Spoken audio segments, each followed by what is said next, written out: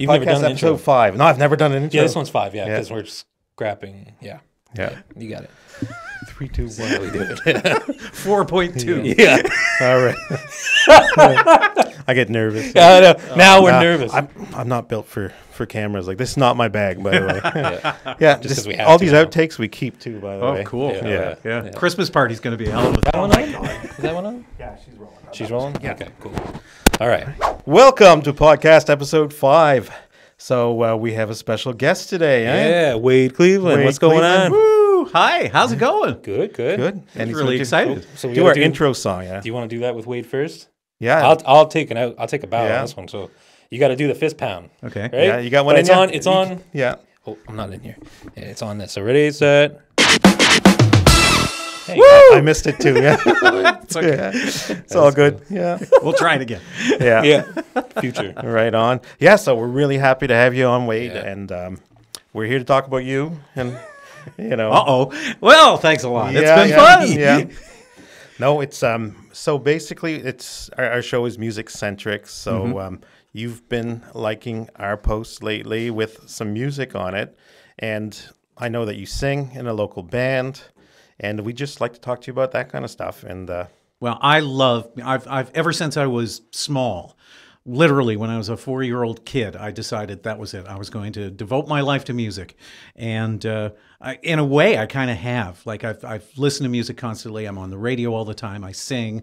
And I really love, and that's why you guys caught my attention, actually, because I love local. And I love East Coast sounds, and I love musicians who are just doing it for the love of it. And there's right. so many of them around here. Like, it's crazy. Per capita, we've got to have some of the most ridiculously talented people that nobody's ever heard of. yeah. For sure. All together in a small area. So it's cool. And what you guys are doing is amazing, I have to Thanks. say.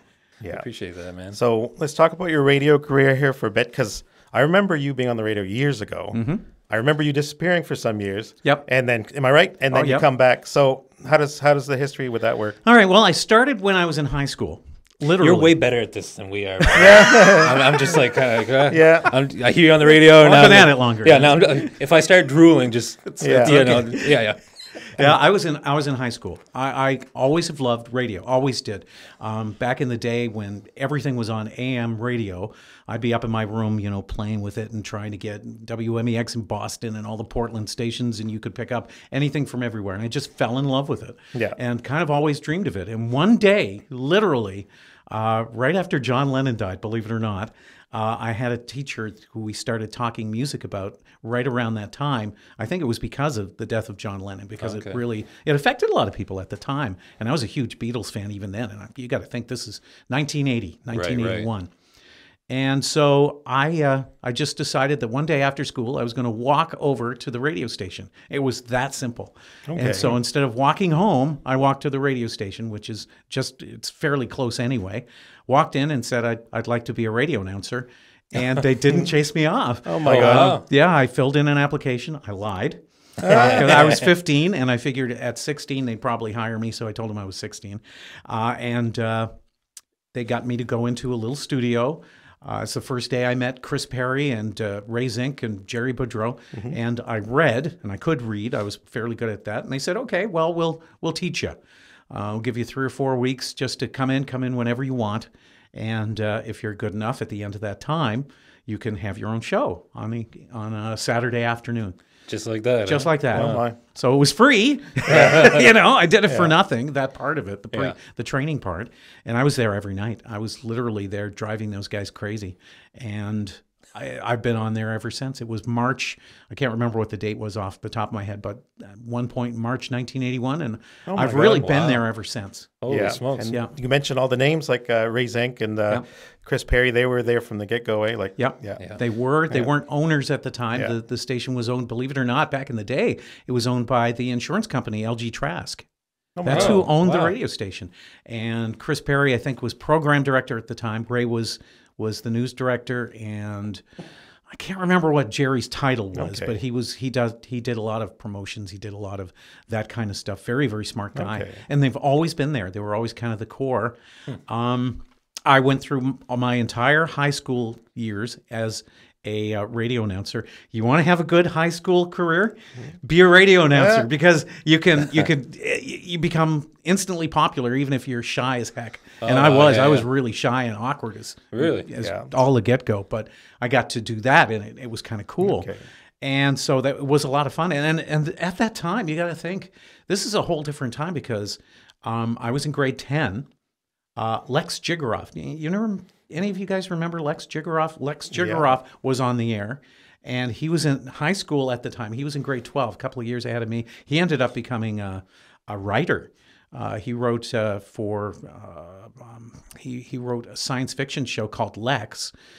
Did other things like that as well. But like the science fiction show called Lex? The science fiction show called Lex was Lex Jigaroff. Yeah. Rutger Hauer starred in that one. Yes. Yeah. It's like a famous Nova Scotian production, is it? Yes, it is. Yeah. And Lex Jigaroff was one of the creators and writers of that show. Things you don't know, right? Yeah. And so, at the time, you could literally just walk in and ask for a job, and if you were good enough, you could go do it. Right. And so it was kind of a special time.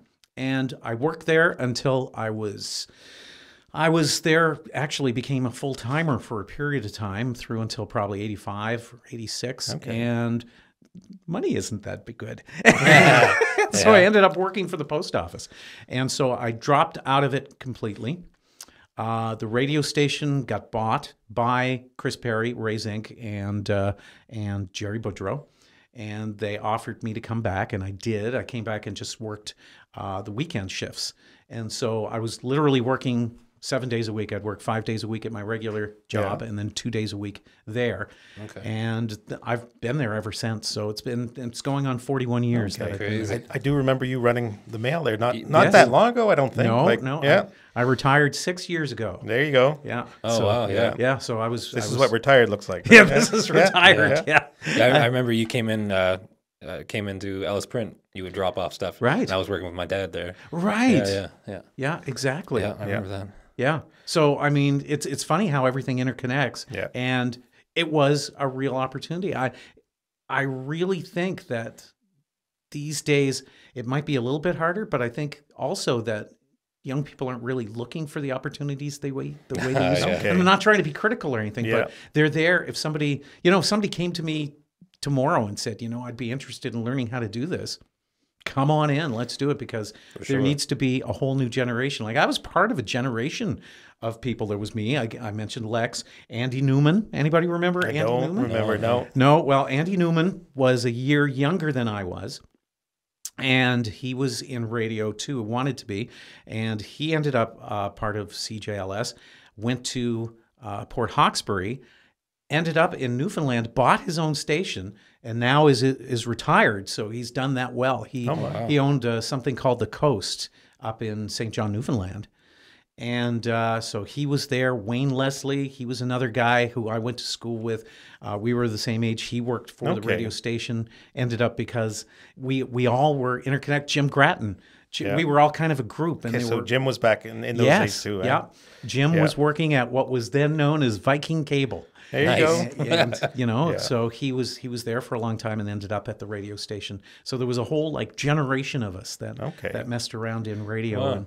And we had a great time. It was fun. So I'm picturing that building where the Gaia Foods is. Exactly. That's the old building. Yeah. Oh, okay. To me, when I grew up, that's where it was. And I don't know when it small. moved to where it's at. But it didn't last long. I was there for about 6 to 8 months. And then we moved to where we are now. So we've been there that long.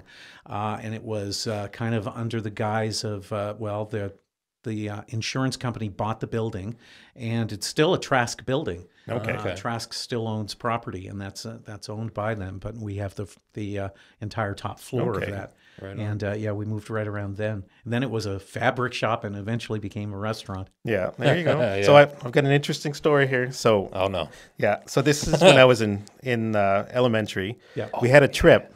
I got to tell you this story. We had a trip to CJLS, and I loved music. Like I grew up listening to Michael Jackson in the top 10. And so what CJLS often had the golden oldies kind of theme. I wasn't a golden oldies kid, okay? I like pop music. So we listened to like CKBW, or like you said, we used to have this big antenna on top of our house. Exactly. And it pointed to the States. And in the summer, you got these rock stations and stuff. Mm-hmm. So here I am going into CJLS, and I'm kind of a sassy kid, right? So I meet with Chris Still Perry, there, man. Right. okay, and he's bringing us for a tour, and I was like, as a pure kid, like probably grade 6, so I was like, why isn't your music as good as other radio stations? And he was probably put on the spot, but this is what he said, man. I don't know if we can keep this in. He said, how much money do you have in your pocket? I said, I don't know, $1, $2. And he said, how much money do you have in your parents? Does your parents have in his pocket? I don't know. I was like, $100. So he goes, that's why we play music for your parents and not for you. I was like, Destroyed you. Yeah, oh yeah. I was gonna, That's awesome. He'd have still answered it that way. Yeah. Right up until the That is day funny. passed. Yeah, That's yeah. the truth. I noticed that you guys, do more of a classic rock now. So you guys are literally playing the music that I would have loved in the 80s. Exactly. But am I right to say that it was more of a good time oldies? But that's what it was called, right? That's really what it Yeah, was. yeah. At night, it would be completely that. Yeah. It was like from, I can't remember, 6 o'clock until midnight or something like that. Yeah. There was this show that it was called Good Time Oldies, and it ran. It was actually a national show at the time. Yeah. We had an enormous audience for that. Whenever there'd be requests, and a lot of times you could call for requests, the percentage of people who were calling from this end of the province as opposed to anywhere else in the country, and it was countrywide, it was ridiculous. We were like 85% of their audience. It was ridiculous. That's something. Yeah. So I'd like to talk about your show, Gold Rush. Right. And just tell me a little bit, like how long has it been running? It runs on Friday nights. Mm-hmm. And just tell me a little bit about that. We're heading into 10 years of Gold Rush, and it was something that I wanted to do, I've been wanting to do for a while. The idea was to syndicate it. I had modeled it.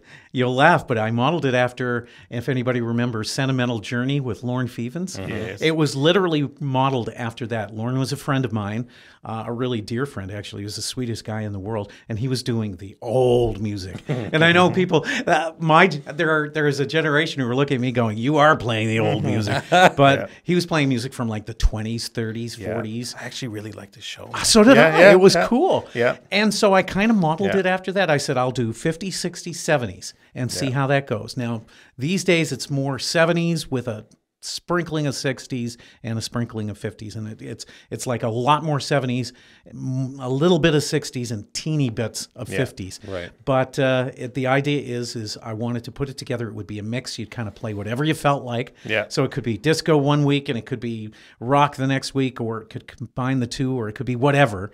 And you do a little background and you talk about the music and stuff. And so that's kind of how the formula developed. And it's been going for this long, and it's been really, really popular. Yeah, right on. I had originally intended to do it in the same way that for a time, Sentimental Journey was playing to like 22 different radio stations across North America. I had hoped to do that too, and I never quite got there. I had a couple of other stations, one in Maine, and that was about it. Now it's just at CJLS. Okay. But one of these days I'll work at resyndicating the thing again. So the show was entirely your inception? Yep. Yeah, okay. Oh, And wow. That's awesome. while you were delivering mail, working for the mail, were you still doing these shows? I sure was. Okay. And as a matter of fact, a lot of the time. Yeah. And it's why it's so cool to be in a little studio like this. This is a lot bigger than mine. But for a time, I was literally doing it in an upstairs converted bedroom at my house, which I'd converted into a little studio. And I was doing stuff from there. Awesome. Yeah. Yeah, until my wife made me take the take the Yeah. mattress buffers off because it didn't go with the color she was hoping. There you go. Yeah. But for a long time it was done right from there, and even to this day, the Gold Rush show is done with my music. It's music. It's digitized now, but I'll take my records and digitize them and do that kind of thing. So it's all my personal collection. Nice. That is Nice. super. That's awesome. So next topic. So, so I know you sing, Yep. and I've seen a few videos on the Facebook and the YouTube of you singing. So, tell me about bands you've been involved with, maybe even SARMU at one point. No, I was never in SARMU because I Yeah. was never at SAR. Yeah. I never was there, and so I wasn't part of that. I actually only got involved in the singing part. I always wanted to sing, but I only got into the singing part when I was maybe in grade 12, with just some basic bands, just some guys playing around kind of thing. Right. We always thought it was kind of cool, and then I kind of stopped for a while. I got into a band in the early 80s called Backstreet, and it was myself and Larry Hattie, who, of course, everybody knows from around here, Phil Hattie, Mike Surratt, and Harold Grandy, who we called Grundy, was the drummer. Oh, okay. And Yeah. we played a lot. We were for a long time playing, the old Clipper ship and the Red Knight, and doing the kind of the if there is kind of that. If it's not really a strip, but a bunch of different places you'd play. You'd play in Mayflower, you'd play the old Clare Social Club and that kind of thing. And we played a lot. And then I ended up with a group in Clare. Claude DeVoe was in that, and Keith Boudreau. It was around the same time that Liberty was really big. Okay. And so I did a lot of work. It's not really work. It's play, trust me. And I played with those guys for a long time. Then I kind of cut it out because there was just so many things, you're raising families and you're doing all that kind of thing. And then Tuna Fest started coming, and there'd be Tuna Fest shows that would play. And I reached out to Simon LeBlanc, and asked if I could be part of that. And it went so well. And we had a ball. It was fun to play with the whole group. There was a whole assemblage of ridiculously talented people. And again, we have so many talented people around here. And at the time, Gold Rush was going strong. And Simon said, we should do a Gold Rush show. And so what we did is we took that group and we started doing Gold Rush shows. And we would do like oldies shows with different singers, and we'd bring singers in, and I'd kind of host it, and I'd sing a few, and it was a ball. We had a great time with that. That went for a while. And then a few years back, that kind of morphed. Everybody kind of went their own way. And we started, or I came in, actually it had already started, but there was a band called Totally 80s doing almost the same thing. Jeanette Cutro was in that, and Lise Newell.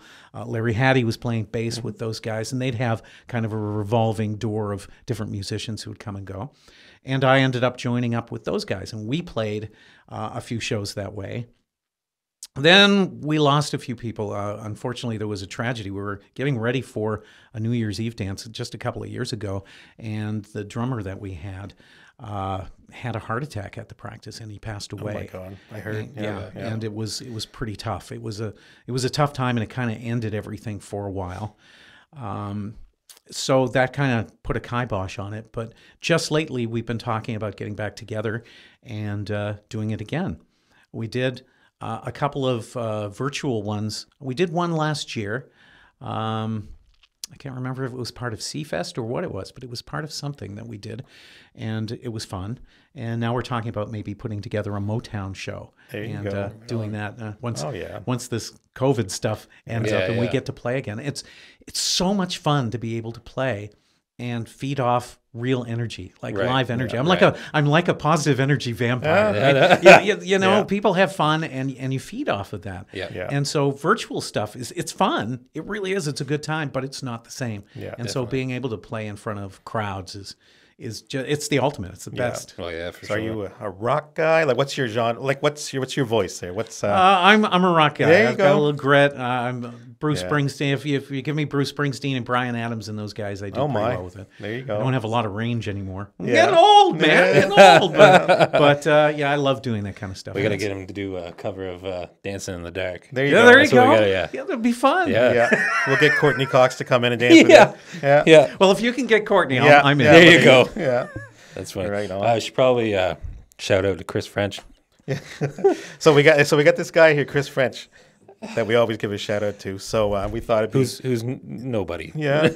So shout out to Chris French. Shout out to Chris French. Chris French. Yeah. Chris French. Yeah. Man, I hope you're here. Yeah. I hope you're listening.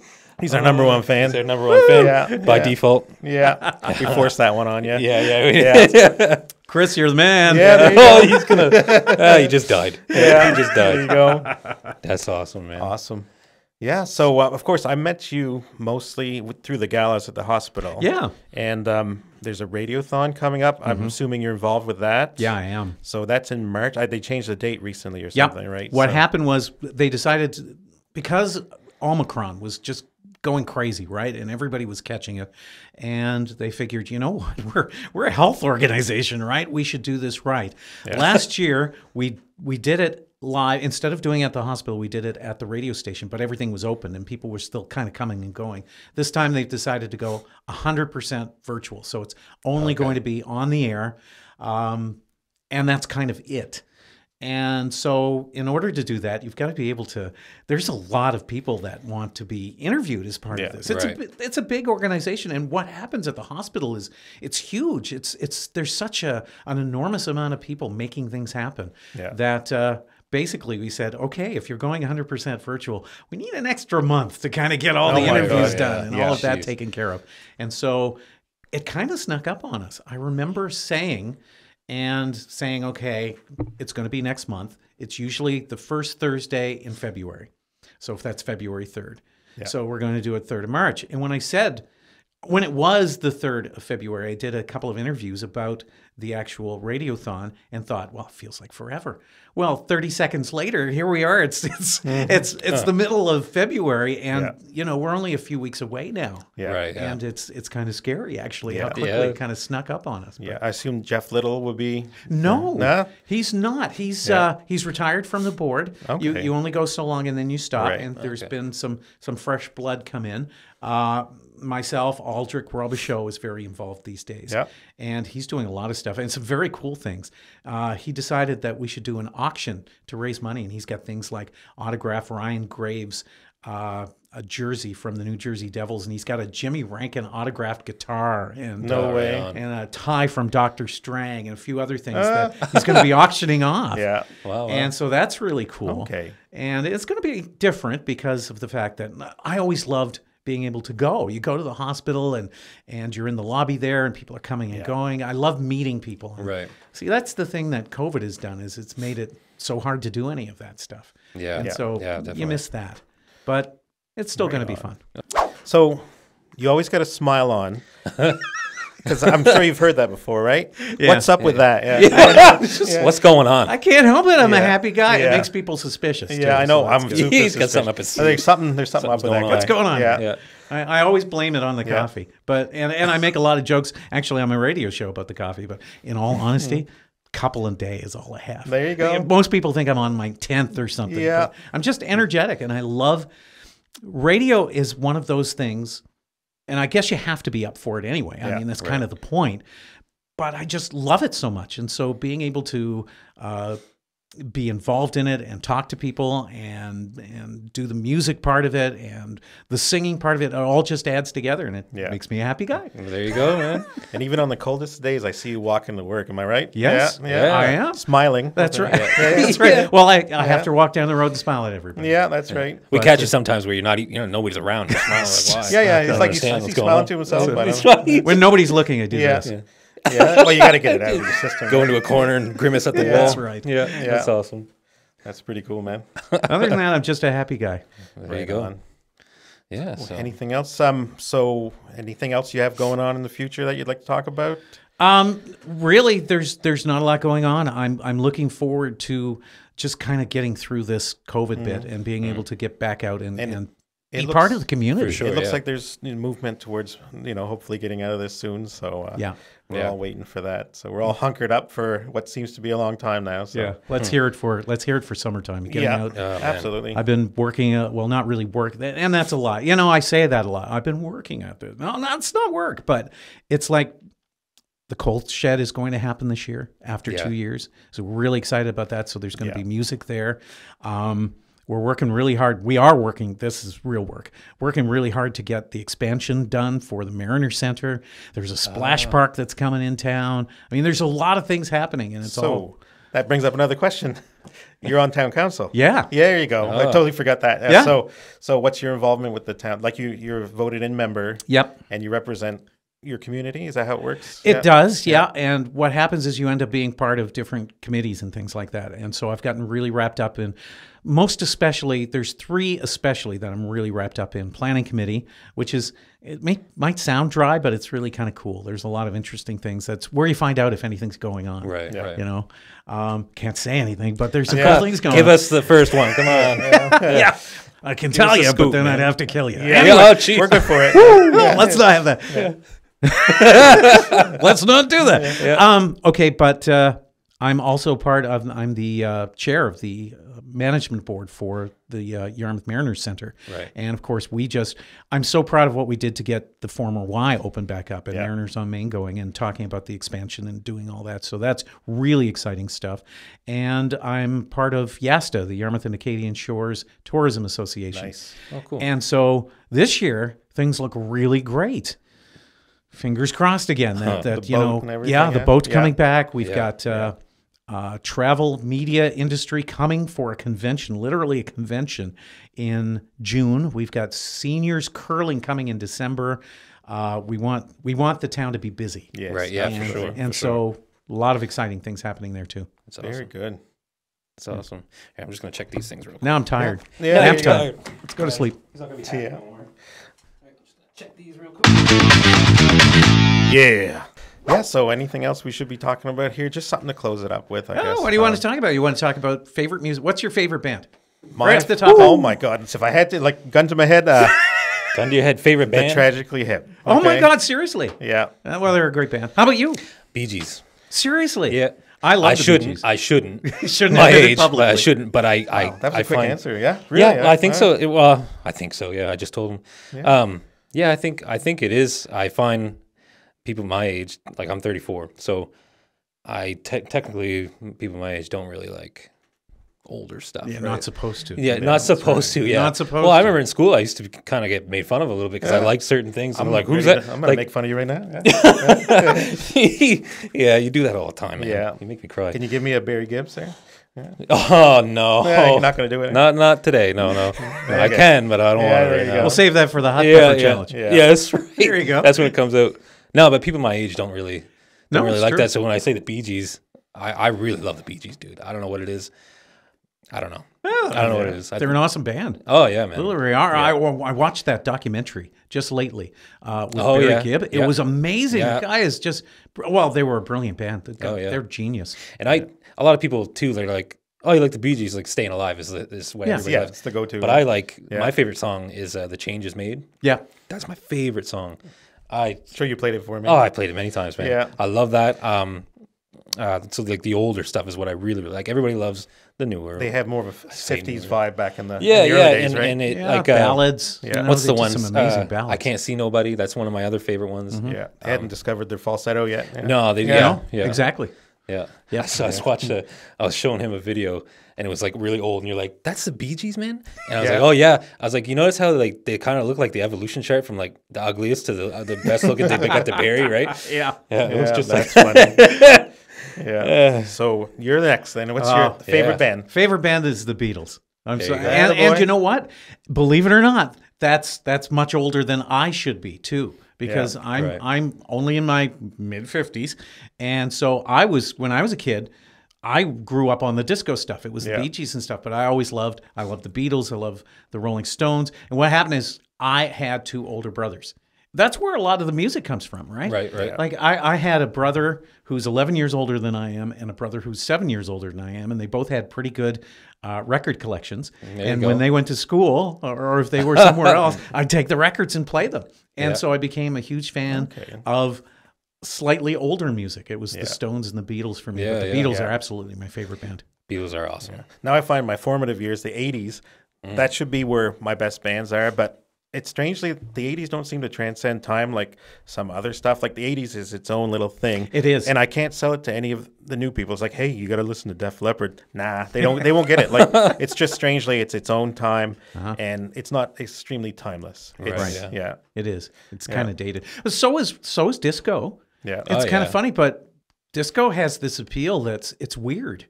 I think it's because it's so danceable. Yeah. So you get the Bee Gees disco. You don't look at what they're wearing, Yeah. but the music is still really, really good. And there's a Yeah. lot of good 80s music out there too. Yeah. There's good 90s. But to me, it's funny. The 90s, there are some notable bands, but a lot of it kind of ended up disappearing. It's the Right. weirdest thing. And it's like now, even when it comes to radio, when you're talking about like classic hits, we do a lot of classic hits. It's a lot higher percentage of 80s and a much lower percentage of 90s, almost like it's ended up getting forgotten somehow. Yeah. It's the strangest thing. That is Yeah. strange. That is, Yeah. I know you wanted to say Motley Crue though. That's what you wanted to say, right? Yeah. I was surprised. I love Motley Yeah. Crue. It's I don't necessarily need to listen to AC/DC that much. It's like kind of been there, done that kind of thing. But yeah, Motley Crue for You're in sure. trouble now. Yeah, it kind of Yeah. predates the hair metal, so I can tell people I like Motley Crue without telling them I like hair metal. But it was, it was the first hair. They metal were band. hair metal before it was cool. Yeah. That's right. Did it get cool? Did it get cool? I don't know. Yeah, No, was it not ever really. cool? It was cool there. It was about, I think it was December 83, maybe Yeah. 84. And then it was gone. Yeah, It it was was like through Christmas, Well- everybody said, that's cool. And then it was over. I think hair metal though, like they really, I know we're not here to discuss that, but they really, everything turned out to be fluff after a while. Yeah. Whereas the early Motley Crues, it was still rock, it was still metal, and then it devolved. But then I loved it. I loved it at the time. So what are you gonna do? Like I listened to Poison. What are you gonna say, right? So, What are you going to do? Yeah. Hey, whatever makes you happy anyway. Yeah. That's the great thing about music. No judgment. It's whatever Yeah. you want, whatever turns you to crank. It's good. Yeah, You know, for sure. And of because course- it's opinions. Yeah. And of course, the grunge came, and I followed that. And then the post grunge Yeah. came, which is I think for the '90s, that's the most exciting time where, I think, sorry, go ahead. And then, of course, what was it? The metal, the Limp Bizkits. What do you call that? the new metal. New metal. And And I- new metal. And yeah. I actually Yeah. really love that stuff too. So Yeah. what are you gonna do? Like it's just I literally loved every era while I was in it. So Yeah. I'm Yeah.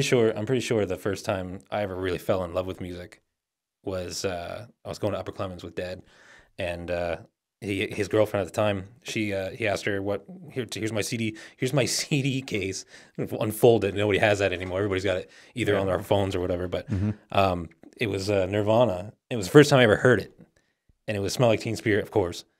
I remember being like, "What is that? Yeah. What is that?" he's so old he remembers CDs, right? Yeah, I'm that old, bro. Yeah. I I'm kinda that old. remember that, Yeah. too. Hey, I Yeah. remember putting the pen in the cassette There and you spinning it. go. All right, He- I did that. You just saw that on YouTube. You don't remember yet. Yeah, I was You a showed cassette me that guy. the other I kind of didn't grow up in the record area, but I could recognize that records probably had higher fidelity sound, whereas the tapes, the first time you played it, it degraded every time you played Yeah, it. exactly. That was the Broke problem down, with cassettes. Yeah. And you know what? Like vinyl had a comeback. Yeah. And all of a sudden, it was cool to collect vinyl again. I've got a fairly big collection. It's not huge, but Yeah. it's big. I've got maybe, I don't know, 1,000, 1,200 records, my. something like that. Yeah. All of a sudden, cassettes started coming back, and I thought, that's the stupidest thing I've ever heard of in my life. You play them 3 times, and you lose all the high end of the darn thing. Yeah. And all of a sudden, I read an article in Rolling Stone, of all things, saying CDs are back. Well, CDs are at least held fidelity, and they were. Yeah. It's a different sound. It's not warm the way that vinyl is. Right. I guess that's the best way to describe it. Yeah.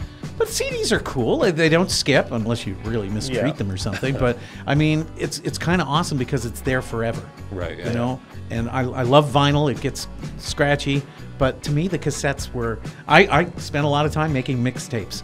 There you go. You know, Oh, yeah. but they'd only last so long, and then you'd have to throw them away. Anyway. You have the double cassette recorders and yes, stuff like exactly. that. Yeah. You know, Yeah. mix everything together. That's cool. Yeah, I remember my first CD player was probably a Realistic from Radio Shack. It was cheap. Like you talk about skip, it would skip without even trying. But my first CDs, probably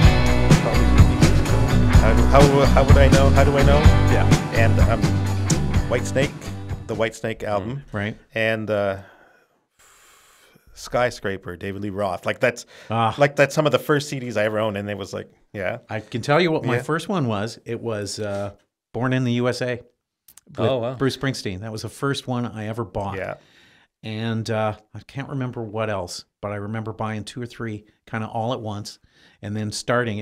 And you'd do the Columbia thing. Yeah, right? I was about to mention that. Yeah, you'd have like I don't know, what was it, 10 for a cent or something Yeah. like that, and then you try to avoid them for years because. And if you forget to fill out your card, they'll send you one, Yeah, and you have exactly. to pay for Oh, it. wow. That's Yeah. how I got Kiss Destroyer. I didn't want it, but I got it, so what are you going to do? Yep, they'd send them every month. Yeah. You wanted it. Yeah. Admit it, you want it. Yeah. Don't lie. Yeah. So I that's think awesome. we're good to wrap up now. Okay, Yeah. Thank you so much. It's been a pleasure. it's been a Yeah, blast. man. Thanks for coming on. We should get him to sign off then. How about that? Yeah. The Harbour Sound Yeah. You can look at podcast. your camera. Yeah, and- that's your camera. Yeah. And It's been fun. Let's do this again real soon. We're signing off on the podcast. We all say, see ya. See ya. So much See better ya. than this, man. Yeah, he's way cooler than us. Way better, man. Just like that. Yeah. Just like we were here like this going, Yeah, I know. This is Wade. hold on. I'm Wade. No, that's what every time he opens his mouth, that's what he sounds like. It's Yeah. the manliest thing I ever heard in my life. Yeah. Yeah. Well, it's been a real pleasure. It's Yeah. been a blast. Yeah. Thanks Thank for you, coming brother. on. I appreciate it. Let's do it again. Yeah. Yeah, Again definitely. sometime. Definitely. Anytime. All right. All right. Cool.